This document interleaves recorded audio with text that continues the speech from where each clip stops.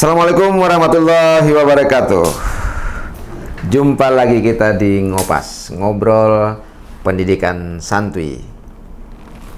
Malam ini kita berada di laboratoriumnya Profesor Alfa Edi Tantowi.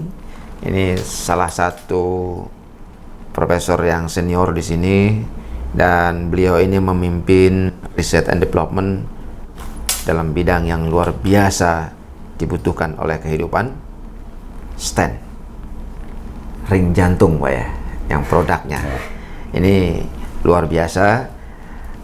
Pada podcast yang lalu juga kita sebenarnya sudah pernah membahas tentang stent ini, tapi ini ada satu kejutan-kejutan yang terus dilakukan yang melalui riset-riset yang dihasilkan oleh kawan-kawan di Gajah Mada, dan salah satunya adalah revolusi di dalam bidang kesehatan, terutama bagaimana menghasilkan hasil-hasil penelitian yang bermanfaat untuk kesehatan manusia. Profesor Alfa Edi Tantowi ini juga salah satu pakar dan peneliti senior di sini. Pak Alfa, selamat malam. Assalamualaikum warahmatullahi wabarakatuh. Selamat malam, Pak Aris. Ya. Waalaikumsalam. Kita juga akan melakukan ini dengan bilingual.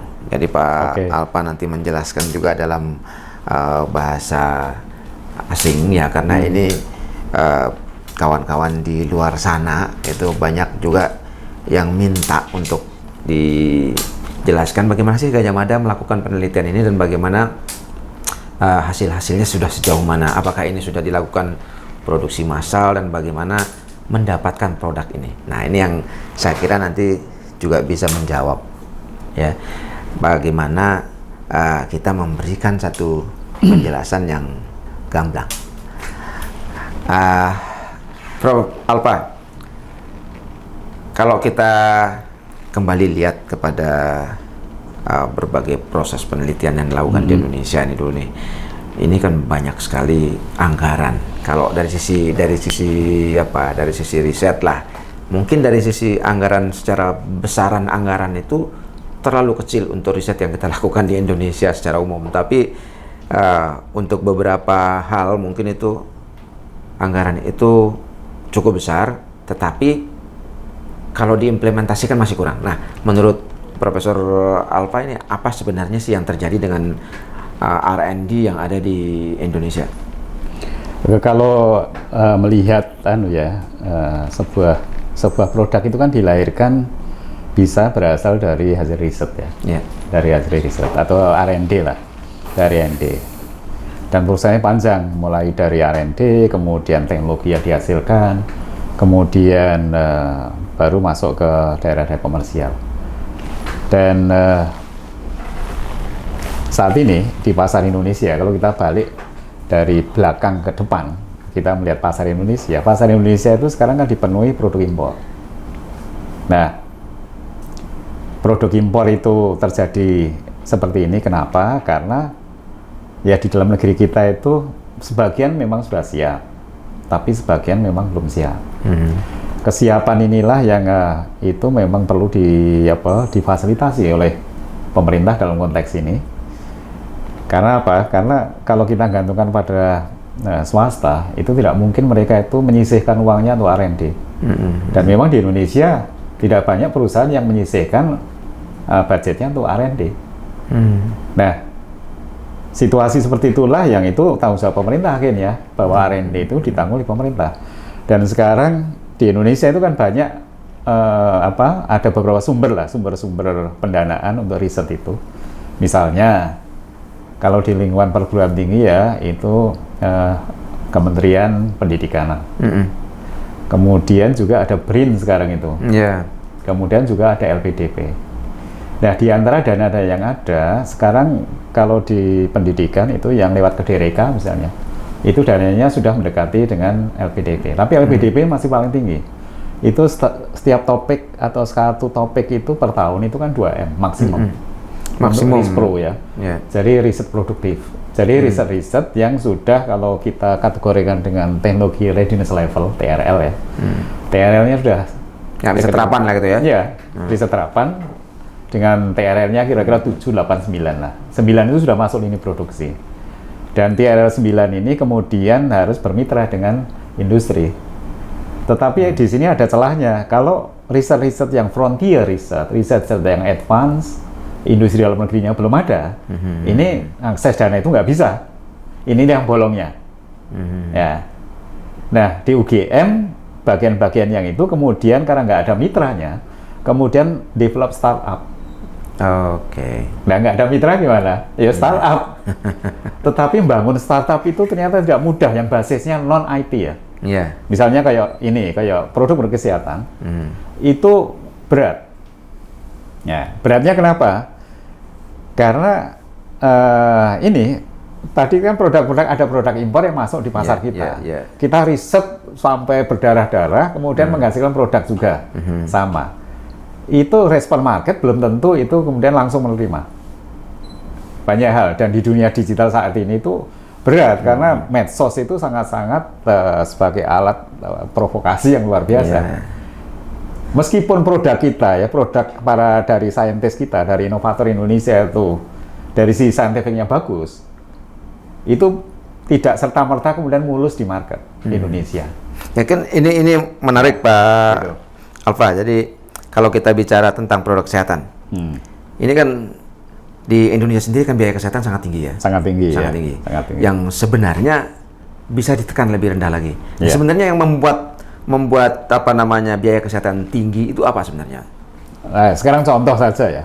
Contoh aja. Kita misalnya ring jantung ya. Ring jantung itu biaya produksinya berapa? Kecil itu biaya produksi. Kalau bikinan dari luar, misalnya dari Cina atau dari mana, itu harga per piece-nya kira-kira 150 US dollar. 150 US dollar per piece. Jadi per ini, satu ini ya, satu ini itu harganya 150 US dollar atau sampai 200-an lah paling mahal. Ini. Nah, ini kalau dari manufakturer harganya segitu ya, hanya 200-an US dollar misalnya. Kemudian masuk ke rumah sakit kan dari ya ini impor barang masuk pasar Indonesia, pasarnya kan mesti rumah sakit. Nah, di rumah sakit itu biaya untuk pasangnya saja itu kan mungkin 7 juta, mungkin zaman dulu sampai 20-an juta, sampai 15-20-an juta. Ya. Sekian kali lipatnya. Sekian kali lipat. Dari hanya kira-kira 200 US dollar setelah sampai ke jasa, itu yang harus dibayar oleh pasien itu kira-kira segitu. 20-an juta. BPJS berapa sekarang mengcover? BPJS itu dulu kan sekitar 45 juta. 45 juta itu bagi orang yang pasien sakit jantung. Nah, sakit jantung itu kan macam-macam. Tidak mesti hanya ring saja. Tapi juga mungkin klepnya, mungkin yang lainnya juga. Tapi intinya adalah pasien sakit jantung itu di backup dengan kira-kira 45 juta. Itu dari BPJS.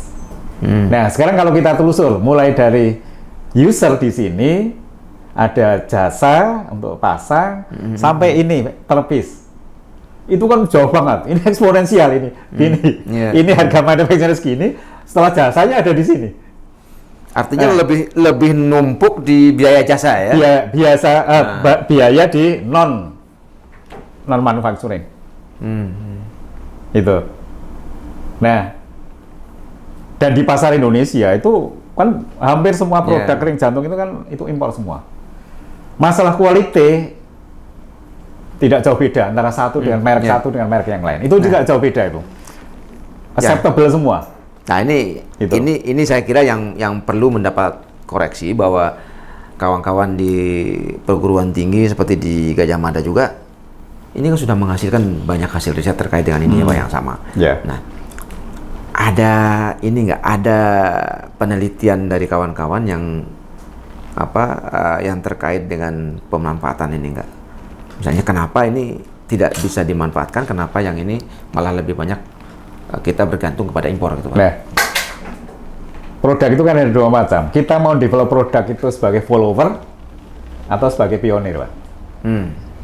Kalau kita ini adalah produk impor misalnya, kemudian kita mau kita mau replace ya si produk impor masuk pasar Indonesia, kemudian kita riset dan menghasilkan produk sama dengan ini, di Indonesia itu adalah follower, produk follower. Kita hanya follow produk yang sudah eksis. Nah, sama-sama masuk pasar Indonesia itu berdarah-darah. Untuk sampai ini terbeli itu berdarah-darah.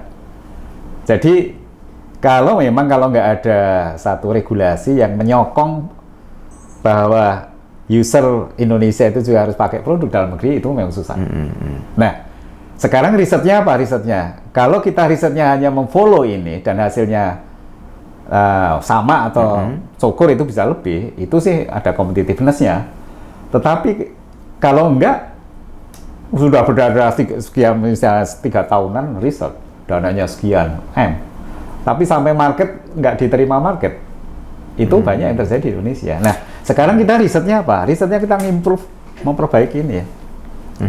Kita kadang mau jadi follower ya susah kan? Langsung aja kita masuk ke pionir. Jadi kalau pionir ini ya kita mendevelop produk ini fungsinya sama, tetapi efektivitasnya harus lebih tinggi. Efektivitasnya, target untuk treatmentnya bisa harus lebih baik. Nah, salah satunya yang produk ini adalah kita develop si ini produk utamanya, atau kita ngimprove dari yang di market, diimprove supaya efektivitasnya lebih baik. Ini bentuk asli, bentuk besarnya, prototipe besar. Ini bentuk besar dari ring jantung yang kita kembangkan itu seperti ini, bentuk besarnya. Originalnya cuma ini 2 mili ini. Ya, originalnya ya.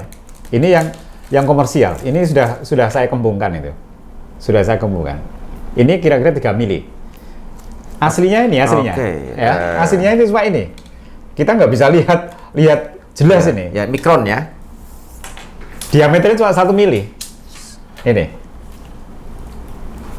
Ini ukurannya pakai mili apa pakai mikron Pak biasanya? Pakai mikron. Mikron. Tuh ini. Yang namanya ring jantung cuma ujung ini. Oh, ini yang dilepas di dalam. Ini nanti yang kita lepas. Di dalamnya ada balonnya ini. Oke. Ya. Jadi yang masuk ke pembuluh kita itu ya ini. Terus didorong sampai ke jantung, keluar ke pembuluh yang tersumbat itu. Oke, Pak Alpa, can you explain in English maybe? Yeah. The diameter of this stent is about 1 millimeter. Yeah. Yeah. And then we have to inflate it using a balloon. Inside of this, there is a balloon inflated from outside from here. Yeah. And the inflation of the diameter of the inflation is about 3 millimeters. So this stent itself, it is made of cobalt chromium. This is metal. This metal have to be stained to open the artery. They open the artery, so the blood can flow easily. This is the goal. Yes. And this stent have to be overcome. It's used for open the block. It's not only open the blockage of the plaque. Yeah. But this stent itself have to be able to overcome restenosis and thrombosis. This is two things that we have to consider. When we develop the stent. Ya, saya kira menarik ya kawan-kawan, very interesting ya. Tapi Pak Alpa ini kan butuh kita harus juga how to maintain after implant. There is no maintenance. Yeah, patient have to regularly have to take the drug. Ini saya kira yang menarik dari temuan baru yang dihasilkan oleh kawan-kawan terkait dengan implan atau terkait dengan stent yang akan sangat berfungsi untuk kepentingan penyelamatan umat manusia, terutama yang terkait dengan penyakit jantung ini. Nah, Pak Alpa, inovasi terbaru apa sih yang sebenarnya kalau kita lihat perbedaannya dengan yang konvensional? Inovasi terbaru adalah kita develop we develop the base material of the stent. Made of basically a polymer.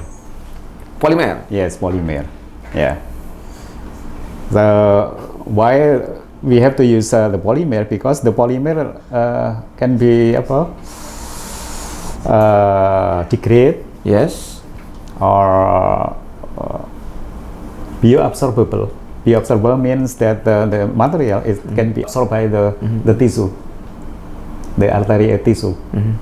So during the period of 3 months or 6 months, this material is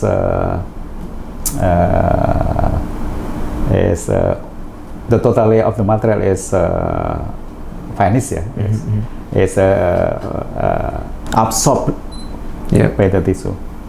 So the patient not have to take the medicine anymore. This is the benefit of using the What is the bioabsorbable polymer. difference between a conventional one? If we compare with your research. The conventional one of this stent is normally made of metal and coated with drug. The drug is usually sirolimus. Yeah. This material is a material that can be used to overcome the spread of the cells. The drug, and the drug have to be able to overcome the restenosis and thrombosis. This is the conventional one, and the next generation of this stent is totally made of a bioabsorbable polymer. I think doctors still some doctor maybe use this, but some doctor is still using the conventional one with many reasons. Yeah, but if we would like to reduce the pain of the patient, that if we use the conventional one, the patient have to take a drug every day. Yeah, during the rest of his life, day life. Yeah. This is actually the problem. Some patient maybe is boring about this situation. So the solution is we have to use bioabsorbable polymer. But the problem is the thickness of if you use polymer, because polymer have the mechanical strength is lower than the metal. Oke, ini ada satu hal yang menarik. Saya kira ada temuan baru atau mungkin sedang dilakukan riset ya Pak. Still Pak, ya? ongoing research. Bagaimana material yang dari biopolimer itu bisa dipergunakan untuk mengganti metal? Ya. Ini bisa sedikit dijelaskan seperti apa sih sebenarnya Pak Alfa? The research based on the commercial one using a bioabsorbable polymer. Usually we use PLLA. PLLA. This is very common. But some scientists still doubt about using the PLLA because PLLA still generate inflammation. So if the previous problem using the metal with drug and polymer. Yes. This stent give another effect about the inflammation. Inflammation. And doctor say we have to overcome about the inflammation because this is give a disadvantages of for the patient. So to overcome this, we have to delete the polymer. So the material now is metals and then drug. But drug itself is difficult to bond the metals because the physical properties. So we have to give a treatment of the surface of the stent by making like a facet cavity. Yes.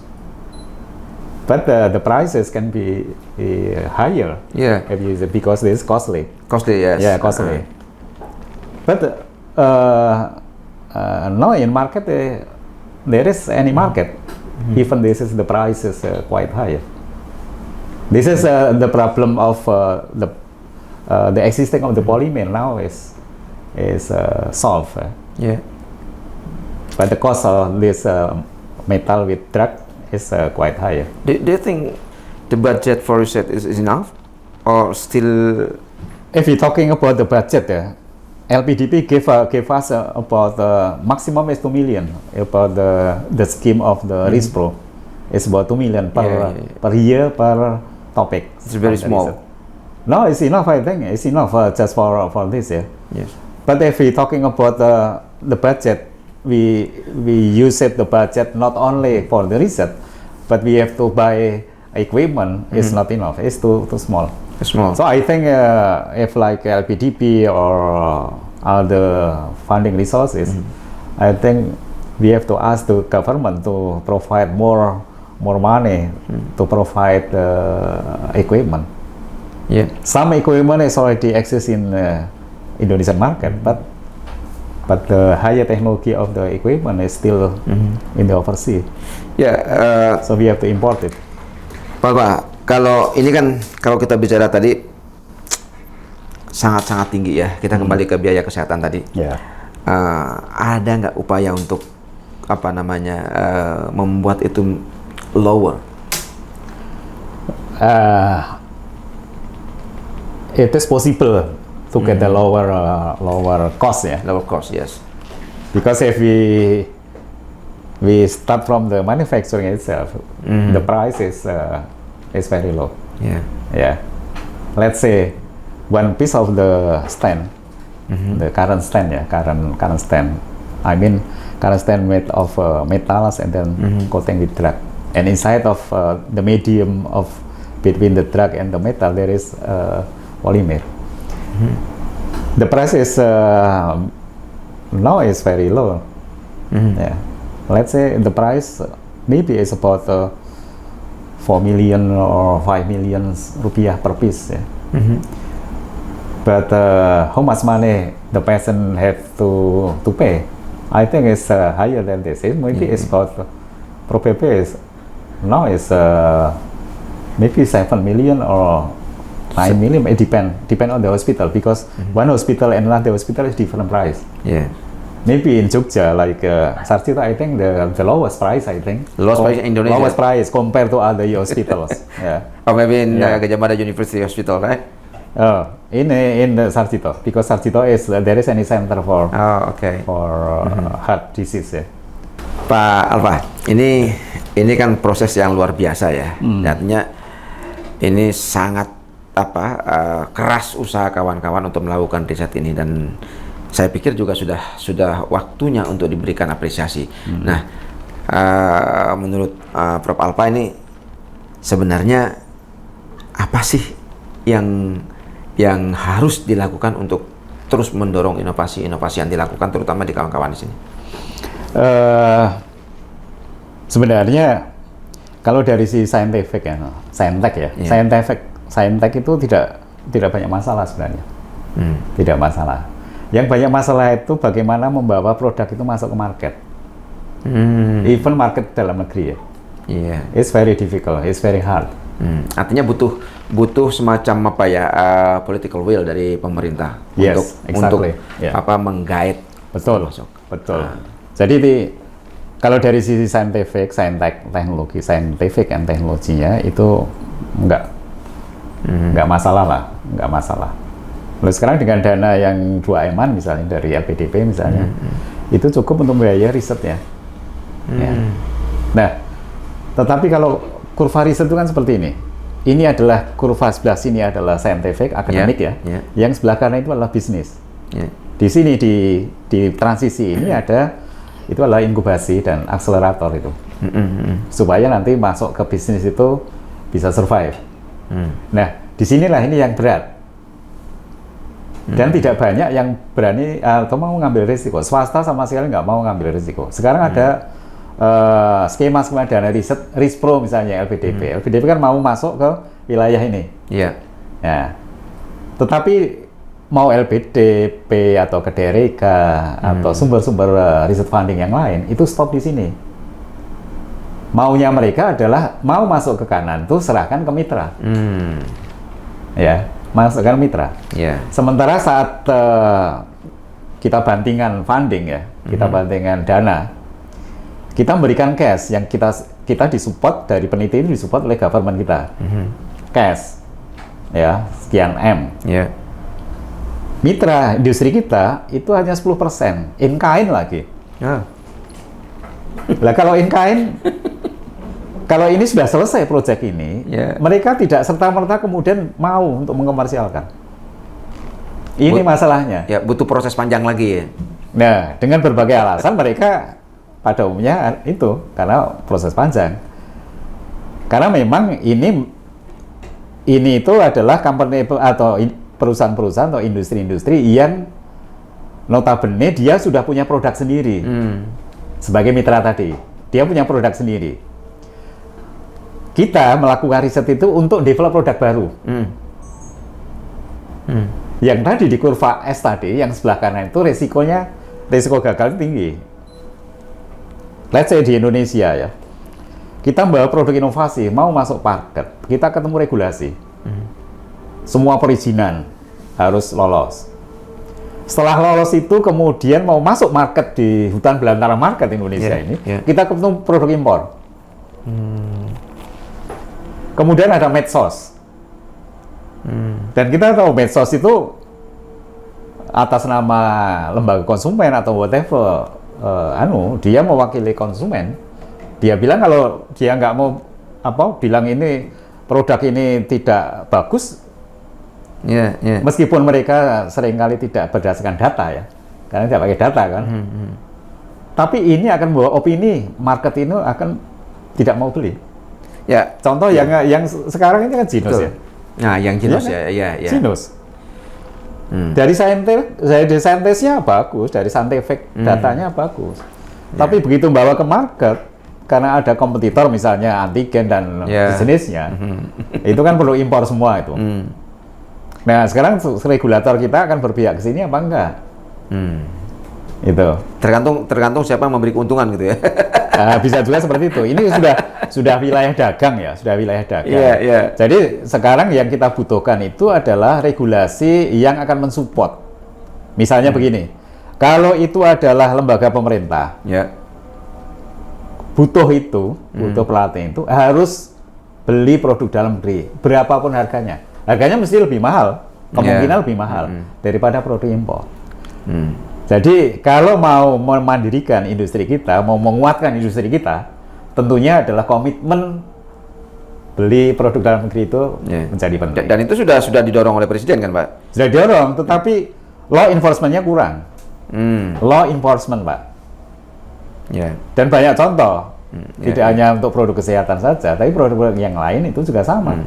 Law enforcement-nya kurang. Ya ini kalau kita bicara kembali lagi ke stand yang dihasilkan kawan-kawan ini kan harusnya sudah melalui sudah dilakukan mass production ya? Belum. Kita mau mass production kalau sudah dapat izin produksi, izin edar. Kita nggak berani lah. Kita mau nyetok produksi massa itu belum ada izin edar, belum ada izin produksi, nggak berani, Pak. Itu kendalanya apa, Pak? Risiko finansialnya tinggi. Ini harus melalui uji-uji hewan sudah ini. Kemudian mau masuk ke uji klinis. Ya, ini yang belum. The first human. First human. Tapi hewannya harus lolos dulu. Baru kemudian the first human. The first human lolos, kemudian ada uji klinis yang lain itu sudah lolos, baru kemudian kita akan dapatkan izin produksi, izin edar. Fasilitas produksi kita sudah punya. Tapi sudah dilakukan tes akan dilakukan ya, atau sudah dilakukan? Ini ke hewan. Kalau yang metal itu sudah ke hewan besar. Kalau yang ini kemudian ada drug coating, ini baru dilakukan tahun ini. Yang ada drug coatingnya. Dan drug coatingnya kita tidak pakai polimer, pakai pakai kolagen ya. Kolagen, Sudah ada calon untuk? Sudah ada calonnya. Jadi harapannya tadi itu menghindari polimer, karena polimer penyebab inflamasi. Dan inflamasi kan tidak menyenangkan. Nah, di mata dokter itu tidak bagus. Jadi itu polimer dilupakan, kemudian kita ambil kandidat yang lain yang salah satunya adalah kolagen. Kolagen. Kolagen. Tentunya ini nanti kolagen mungkin ditambah-tambah yang lain. Tapi ini masih produk follower loh ini ya. Karena masih metal kemudian di coating. Oke. Nah, kita sekarang juga mengembangkan yang pure biodegradable. Biodegradable ini. Oke. Challenge-nya adalah mechanical strength untuk membuka ini. Karena ini tebal ya kalau polimer. Kalau metal bisa tipis. Oh. Ini yang menyebabkan untuk mendapatkan radial strength yang sama, polimer terpaksa harus tebal. Dan itu mungkin akan Itu sedikit mengganggu. Atau mungkin bisa membuat itu tambah tersumbat ya tuh. Bisa juga. Ya. Bisa juga. Air itu block. Ya. Karena ini kalau ini tebal, ini flow-nya darah kan juga akan mungkin terjadi turbulen juga di sini. Dan itu ada hitungan shear walls ya, shear wall. Shear wall lebih dari sekian itu dia akan menyebabkan trombosis atau restenosis. Nah, restenosis terjadi di sini, Pak. Jadi pembuluh bagian dalam pembuluh itu dia akan tumbuh masuk ke sini, ke sela-sela ini, bungkus ini, Pak. Nah, kalau bungkusnya ini semua bungkus tebal-tebal, akhirnya kan jadi menyempit lagi. Ini problemnya. Makanya yang namanya restenosis itu ditakuti dokter, trombosis terjadi. Karena begitu habis pasang itu beberapa bulan kemudian bisa itu terjadi. Jadi harus selalu dicek. Nah, makanya si pasien harus minum obat itu biar ini nggak tumbuh ke sana. Oh, ini untuk membersihkan plak yang ada di situ. Dia itu akan menahan lah, mendelay. Mendelay terjadinya tumbuhnya si pembuluh itu masuk ke sini. Nah, itu diminumi obat itu. Ya. Sampai sisa hidup. Bayangkan tuh. Sampai dia tutup usia ya, dia harus minum obat. Kalau enggak ini dia pembuluhnya masuk ke sini. Nah, akhirnya nyumbat lagi. Nah, untuk mengurangi itu, menghilangkan trauma itu, maka dikembangkan material yang bioabsorbable. Bioabsorbable ini si material ini nanti akan diserap oleh tisu sekitarnya. Akhirnya hilang. Nah, berarti kan dia nggak perlu minum untuk obat itu kalau pakai bioabsorbable itu. Cuma problemnya sekarang itu masih tinggi. Ya, kita harus develop material baru. Ini adalah supaya mechanical strength-nya naik. Jadi biar lebih tipis, kompetitif dengan yang metal. Itu challenge kita sekarang. Masalahnya belum ada cara yang lain sekarang ini untuk penyempitan pembuluh itu isinya ya pakai ini. Iya. Sampai hari ini masih pakai ini. Ini cara yang pragmatis. Dan ini masih sedikit konvensional ya sebenarnya ya. Yang konvensional ya pakai itu semuanya metal. Metal ya. Ya ini yang kena kolagen. Ya. Tapi metal karena ada masalah juga. Kemudian di coating. Nah, sekarang di coating pun juga masih ada masalah. Kalau kita bicara soal maintenance-nya ini kan barang sudah masuk ke dalam. Sudah masuk. Ya, lebih enak maintenance ini atau lebih enak yang maintenance yang konvensional? Kalau ring itu sudah masuk pembuluh, menurut dokter ya, ini sudah nggak bisa dilepas lagi. Karena masangnya ini sudah mepet sekali dengan pembuluh. Mau ditarik, wong itu tipis sekali ini. Harus dipotong. 80 mikron loh, Pak. Atau 70 mikron loh tebalnya. Kita mau dijepit pakai apa? Nggak bisa. Jadi begitu itu sudah masuk, ya sudah. Fix di situ. Apalagi kalau metal. Itu sudah selamanya di situ, si pasien juga minum obat terus. Metal nggak akan dilepas lagi. Oke, Pak Alpa. Ini problem. Kalau kita ini kan problemnya banyak banget ya. Tapi yang sekarang yang paling mendesak saya kira setelah ini lolos tes ke human. Ini kan kemudian akan dicoba untuk lakukan produksi massal. Nah, di produksi massal ini siapa sih yang paling berperan yang bisa mendorong produksi massalnya sehingga bisa menurunkan biaya kesehatan itu, khususnya untuk yang terkait dengan jantung ini. Ya, tadi itu kalau sudah ada human sudah ya lolos ya, dan hasilnya bagus menurut dokter ya. Ya, kemudian di fase produksi kita cari izin edar sama izin produksi. Akan diproduksi sendiri oleh Gajah Mada atau dilepas ke pasar? Iya, karena Gajah Mada kan punya unit usaha namanya PT Swayasa. Oke. Itu memang didedikasikan oleh UGM untuk menghilirkan, untuk mengkomersialkan produk-produk medical. Jadi sudah ada badan usahanya itu sudah ada, namanya PT Swayasa, yang tugasnya menghilirkan ini. Jadi semua riset-riset yang dilakukan di UGM itu, yang urusan kesehatan, kalau sudah mau masuk ke TRL 9 itu diserahkan ke Swayasa. Jadi urusan bisnis yang tadi kurva ini, daerah bisnis itu adalah daerah daerah unit usahanya. usaha. Ya. Oke. Nah, ke depan inovasi atau riset-riset inovasi apa yang akan dilakukan oleh kawan-kawan lagi? Kalau masih terkait dengan stand ya, kita develop material baru. Oke, Pak ke depan ini ada inovasi-inovasi riset apa yang akan dilakukan oleh kawan-kawan di Gajah Mada, khususnya di bagiannya Pak Alfa? Ya, kalau di tempat kami bone material. Nah, bone material. Kita develop ini. Kemudian proses forming ya kita menggunakan 3D printer. Dan 3D printer kita develop sendiri karena komersial kan nggak ada yang khusus untuk ini. Jadi ini. Ini bahannya dari apa? Kalau ini sekarang materialnya ini dari BLA ini, plastik. Oh, ini untuk apa? Untuk merecovery tulang atau merecovery bagian-bagian tulang. Jadi tulang itu kalau kena cancer itu kan ya sebagian yang hilang ya. Tapi kalau hilangnya banyak, itu kan dengan cara-cara yang sekarang pakai metal itu kan nggak bisa, masih terberungga kan. Itu. How long you do it recently? It has been maybe since maybe 2005. Since 2005. The final product actually now is bioceramic. Bioceramic is the same with the material. Yeah. Because our bones, the human bones, consists of is about 68% of bioceramic. Bioceramic itself is we call it hydroxyapatite. Hydroxyapatite, and also can be say BCP. Yes. Or 3CP. Yeah. TCP. Okay. Yeah, TCP. Yeah. So the base material is hydroxyapatite. Ya, ini bentuknya dan ini prototype, right? Yeah. Prototype dari human bone. Yeah. Human bone, dan ini yang sekarang sedang diproduksi, dikembangkan saya kira ini sudah dilakukan pengembangan yang cukup lama di tahun 2005 dan banyak digunakan in our hospital in Gajah Mada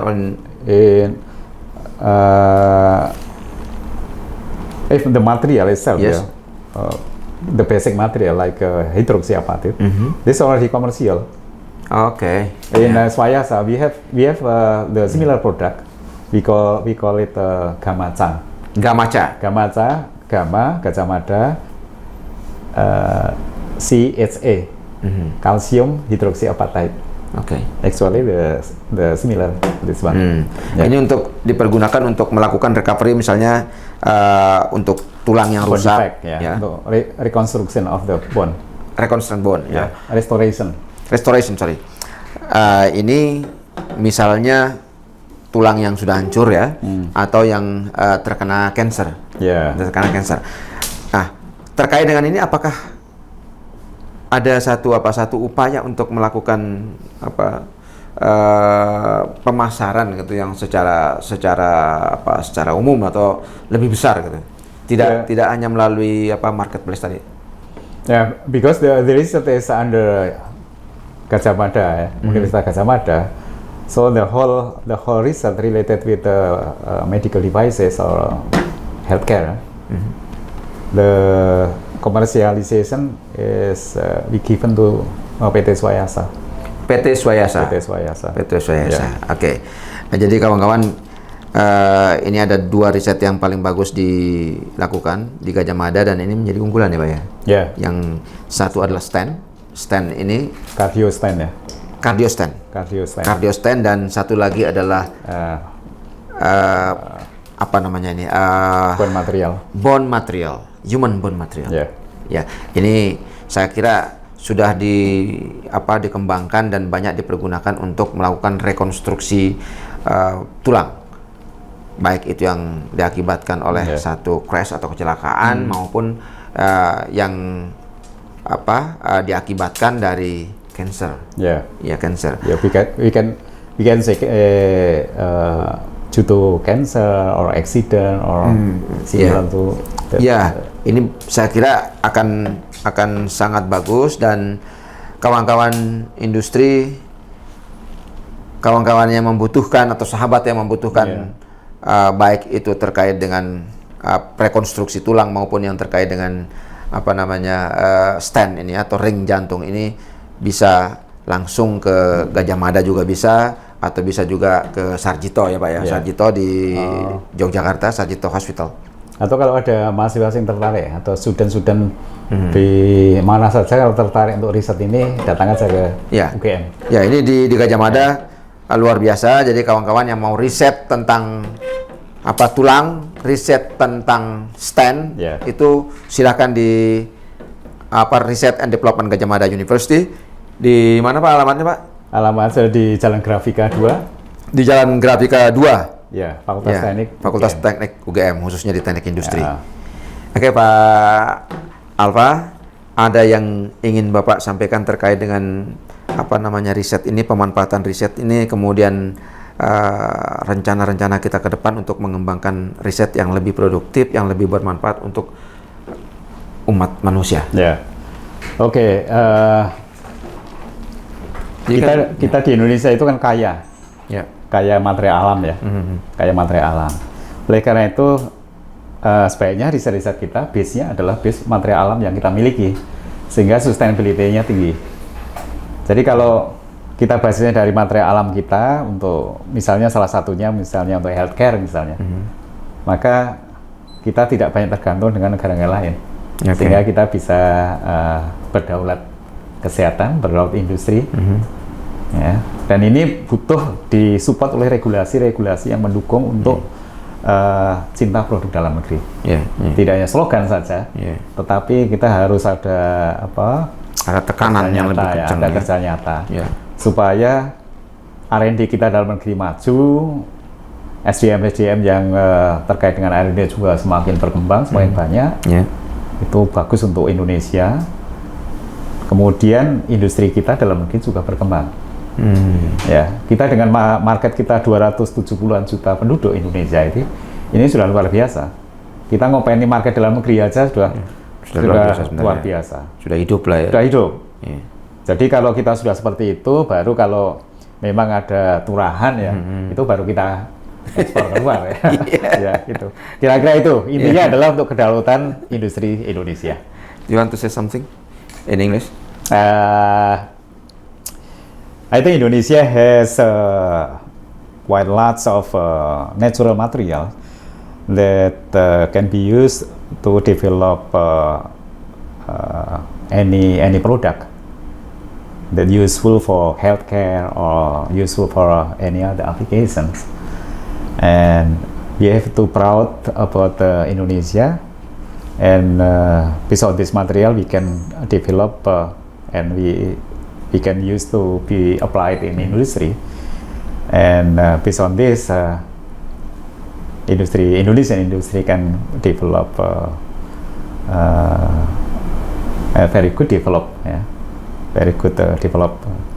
So I think we have to berdaulat industri. I think that's all. Thank you very much. Thank you very much. You're welcome. Terima kasih Pak Profesor Alfa Edi Tantowi. And maybe if any other student from around the world, interested to do a research related with this materials and fabrication based on the 3D printer technology, I think we welcome Yeah. Ya. Okay. Okay, we invite you, yeah, to come to Gajah Mada University to join us, yeah. Even in research or in many activities, ya. Yes. Ya, terima kasih. Kita akan jumpa lagi di Ngopas berikutnya dengan topik yang tidak kalah menarik. Assalamualaikum warahmatullahi wabarakatuh. Waalaikumsalam warahmatullahi wabarakatuh.